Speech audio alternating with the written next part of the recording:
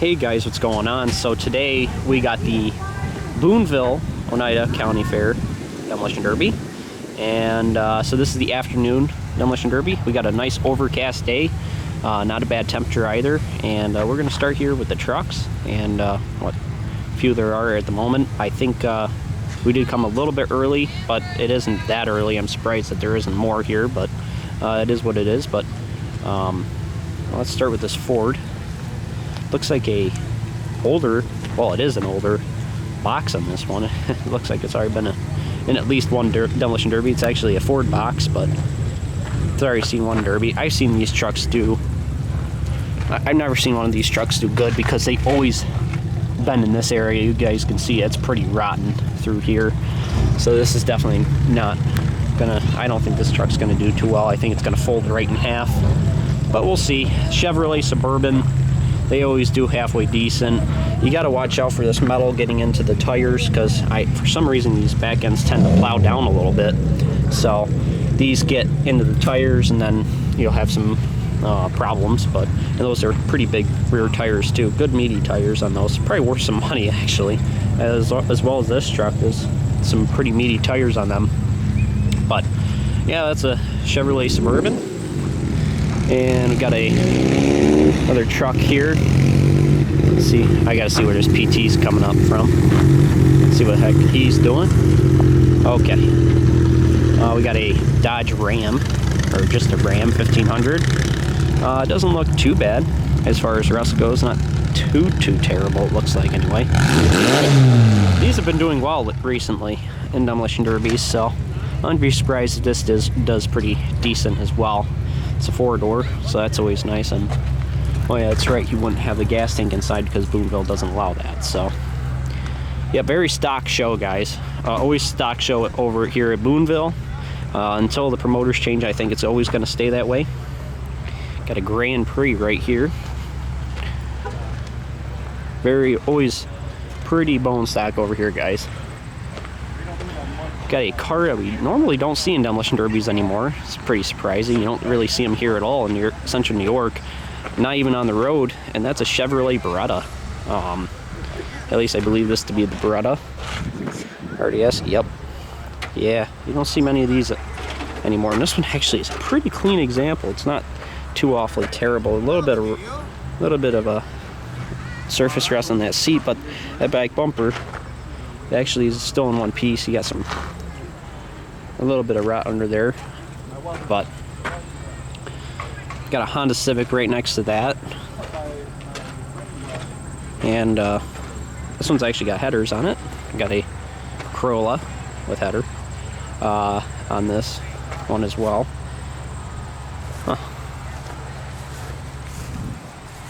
This is going to be bone stock heat, compact heat number 1. I'm guessing, just going based off where they are parked. I think trucks is always first. Got the number 3 here for Dale. Got a newer style Corolla versus the older style Corolla over there. This is like your 2002 and newer, I believe, somewhere around there. And these are pretty decent cars as well. They're not terrible. Once again, the floating unibody frame. They did not add a subframe or anything like that, so they're a little bit weak in the front, but not too terrible. They always seem to go forever, though. Got a Chevy Aveo here. You guys can see that's the battery right there. So you see all the spray foam. Probably would have been easier just to move the battery than to put all that spray foam, but you know, very bone stock demolition derby. These guys are just building these cars, smashing out the windows, and building them, you know, in 24 hours, you know, in less than 24 hours, before the derby, I should say. 24 hours before the derby. They actually cut this rear window out. That's interesting. You don't see that too often in demolition derby. Usually, most of the time, just smash them out, but I'm taking a little bit too long on these cars here. Let me go ahead and look at these ones over here. Little outliers. Got a PT Cruiser on the right. Looks like a Ghostbusters inspired. Got a Chevrolet Impala right here. I'm telling you guys, bone stock shows these cars are really starting to catch on. We got another one right here. It's just because they're a W body, and the only thing only real weakness on these is the aluminum spindles up front. Overall, though, they're still pretty decent cars. It's still got an aluminum subframe in the front, so you have to watch out for that snapping when the frame bends. But I don't think these cars are as prone as the older Impalas to do so. The previous gen Impalas also had aluminum subframe, as some of you might know, and they're more prone to snapping. So, but once again, this guy has actually got the battery inside the car, and I think most of these guys will. But pretty, you know, stock bumpers. Kind of looks like an airbag sensor right there, just hanging down. That's funny. So that just tells you what kind of show this is. This is nothing like, you know, spinning wheels or any of that. It's still got the factory wiring harness just going around there. It looks like the headlight harness, if I were to guess. If I remember correctly on those Impalas, it runs right across the front there. And then sometimes, you know, the more built cars like this Honda up here, it looks like possibly possibly looped loop kit on this one. This is going to be one of the more yeah, loop kit on this one. Hose is actually collapsed too. That's interesting, but this is definitely going to be one of the more built cars here today. This is going to be one to watch out for, except for the only thing is that obviously these Hondas have that upper ball joint, so you have to watch out for that. But if you can protect those front wheels, you got a pretty tough car. So, and these are front end cars too, because their front frames are pretty beefy for stock show. They can actually do pretty well to the Camrys. This is a Ford Taurus, or Mercury Sable. This one happens to be a Sable, but it's got 3.8 in it. Plastic front bumper.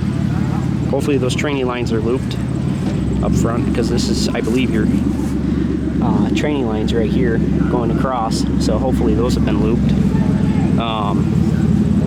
But yeah, interesting to see one of those older Tauruses here. We're seeing a little bit of outliers here today. Not seeing, you know, our typical Camrys and stuff like that. We're seeing Tauruses, you know, this Dodge Stratus right here. You know, stuff that usually doesn't come out to, you know, the spinning wheel shows for their economy compacts. These are kind of the outliers. Like I said, I've been saying this in previous Preludes. This is, if you want to see the cars that not many people talk about, you know, coming out to a demolition derby saying, oh, I don't know how tough these cars are. Well, this is how you find out, is you run them in these bone stock demolition derbies, and you just run them hard, and if they don't bend, you know it's a decent car. So, and these Dodges are always pretty stout. Not so much on the front end. I mean, the front end isn't very impressive, at least from the looks of it, but who knows, the Avengers don't look that impressive, and they hold up very well in the front. So these are always pretty decent back end cars. They're always, you know, boxed like that, and they're always pretty beefy. This one actually has a plastic rear bumper, so we'll see how that does. Don't think it's going to be able to do much with that back bumper, but these are always a lot of metal here. That's what you want to see. You know, Chrysler products like the PT Cruiser, always tough in the back. Not great in the front, but not too bad. Got a looped kit on this one as well, so this one should hold up for a while anyway. Stock build. Stock build, yep.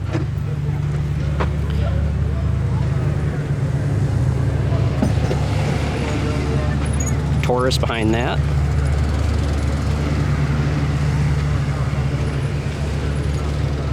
Newer Taurus. That's because you could tell by the gauge cluster. See if the column shifter holds up with the cable. Mitch always has a problem with the Mitch from Demolition Missions always has problems with those. We'll see if that holds up on that one. Got a Lexus ES300 right here. I recognize that because this is the generation after the one I own. It looks pretty rotten over in the strut towers, but you know, for a bone stock derby, this is where you want to run it. And it's going to be interesting to see. This one's just a newer style Camry front end. I'm sure everything's just about the same. It actually might be a little bit extended, but maybe not. I'm not sure how much different these Lexus ES300s are. You know, it's the same type of frame and everything. Pretty beefy rear end. I mean, the pillars end here. You got a pretty short trunk, but the trunk actually goes all the way up until about this area. So this is going to be a pretty stout rear end, I think, unless it's really rusty. But got a Grand Am passing by right there. I'm sure they're still lining up for the first heat. I know they're lining up over there. Got another Chevy Impala right there and a Ram that just pulled up there. Like I said, I'm pretty early today, so this show always runs a little bit late, but not too bad. Got a Buick Century here. Here's the here's your list of stuff to take off. Pretty common with these bone stock. This is a, you know, they didn't even paint this one other than the numbers on it and a little bit of stuff on the top. It looks like just a big old 4 on the top. I'm gonna end up killing my battery. I'm taking so long with these darn cars. I gotta hurry up. Got a Park Avenue right here. Gotta watch that front suspension. The front suspension on these things tends to kill them. Aluminum control arms and aluminum spindles up front. Other than that, they're very tough cars. It's too bad because I think they would be a very tough competitor in the Demolition Derby world if they didn't have that front suspension issues. And here's our first Toyota Camry-esque car. This is an Avalon. Obviously, you guys can see, definitely pretty decent looking. Actually, it doesn't even look that rusty. So this is definitely going to be a competitor for today. Let's see. I'm guessing that it does still have the V6 in it. I don't think they don't allow motor swaps here, I don't think, and they got a loop kit in it. So, oh no, maybe they don't. That's a cut radiator hose right there. So maybe not. Maybe they're just trying to dry run this thing. So we'll see how that does. I'll work my way back to those ones. I'll go to these ones first. Actually, I'm gonna have to cut in front of this guy real quick. Got another Chevrolet Impala right here. Now I don't know what heat I'm in at this point because they're kind of scattered all over the place, but Chevy Impala right here, pretty clean looking.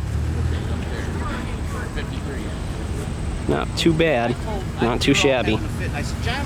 Got a Cadillac with a North Star V8. There you go. We'll see how that does today. This is a, what is this, an STS? Something like that, CTS. And this is a Camry right here. This looks like a more built Camry. You guys can see battery's been moved, you know, you got the whole dash out. Looks like wires starting it up. So yeah, this is definitely one of the more built cars here today. And I wonder if it's looped or not. Don't know whether it's looped or not, but halfway decent looking car. So that one ought to be a pretty decent competitor here today. Running Zach's numbers, funny enough, but with 171. I'm gonna bet they watch Zach's Workshop on YouTube. If you guys don't know what that is, go ahead and check it out. This is another Ford Taurus. This is a newer style as well because of the gauge cluster once again. Floor shifter on this one though. Does this have the dual overhead cam? Nope, it's Vulcan V6, so should do all right. I think both motors are pretty decent. Both motors take heat. It's just that both of them have their weaknesses and both of them have their positives. And I think the Vulcan's a little bit better. Personally, I think they are easier to run, but the coil pack is what kills these cars. As you guys can see, the coil pack is in the factory location, so if this car gets ramped, it's going to destroy that, just like it did mine back in 2016. Got a Buick LeSabre here. They're really stuffed together here. I could barely get through there if I wanted to. And glad to see the side airbag was taken out there, but I wonder how this will do. This same thing as Park Avenue's got aluminum control arms, aluminum spindles, so odds are not going to do great, but who knows if they're able to protect those tires. I've seen a lot of LeSabres ran here at Boonville, and sometimes they do quite well. I got another LeSabre right here. Sabres are popular up here, guys, and I think as long as you can keep the front suspension in them, they're tough friggin' cars. Got a G6 with a 4-cylinder here, Ecotec. These are always pretty decently stout in the back, but obviously you can't use the trunk on these cars too much because the factory gas tanks under every single one of them. Got a Saturn Ion pulling up here. Got a, looks like a Sonata right here. If I were to guess, this is a Sonata. Let's go ahead and look at the back. Actually, I can pretty much guarantee it's a Sonata. My best how it looks. Yep, Hyundai Sonata. Looks actually relatively clean, but we'll see. Got a lot of water in it. The carpet's still in it too. A lot of these cars, guys, you're gonna see carpets, back seats, full interiors, basically, like this one. You got the full back seat, carpet. This is an older style Taurus column shifter, but once again, coil pack kept in the factory location. I think that's a mistake. If you have the choice to move it, I'd move it. Actually, looks like that's the fuse box. At least they moved that. The fuse box sits right next to the core support, so I mean, it's just a spell for disaster if you're not going to move any wiring. But got a little Saber right here. Got a tight strap holding down the hood. You guys can see these hoods on these LeSabres are actually aluminum, so if you wonder why they flap around and break apart, that's why, because they're just pretty relatively thin aluminum, so just to save weight on these cars. But I think that's about it. There's not many other cars here to record at the moment, and honestly, I don't really want to stay around too long because the grandstands are starting to fill up. So we'll go take a look at this Grand Am up here, and another Impala, and this. We'll just pass by this Ion here, number 6 car. Sometimes those Ions do well, sometimes they don't. It's all, you know, that's what's so great about Demolition Derby, is you never know what's going to happen. It's so random, in fact, that, you know, even what you think could be the crappiest car in that ring could win. It all depends on how you drive and if you get lucky or not. I mean, there's a certain aspect of luck, where you are at the ring at a certain time, and you know, obviously building the car makes it better, and you know, moving the battery, moving a gas tank, which you're not allowed to do here, and that's why I don't run at Boonville, guys. I like this show. This is a great show, and you got a pretty build Camry pulling up right now. Obviously header on that, probably looped based off there's no radiator in it.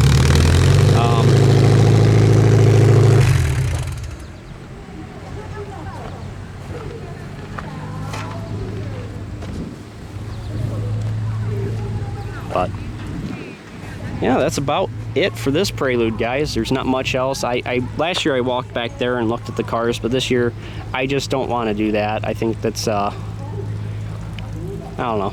I just don't think I'm going to do it. Call me lazy if you will, but just don't think I'm going to do it. I feel like last year, walking all that way is kind of made for a boring video. So, alrighty guys. So like, comment, subscribe, and I'll see you guys for some Derby action. Hopefully I get some good footage here today. It looks like the weather's going to be absolutely beautiful. Temperature's pretty decent compared to what we've had. You know, it's probably about 78, 77 degrees out, and it's mostly overcast, so that's always good. I didn't get this Ram here, but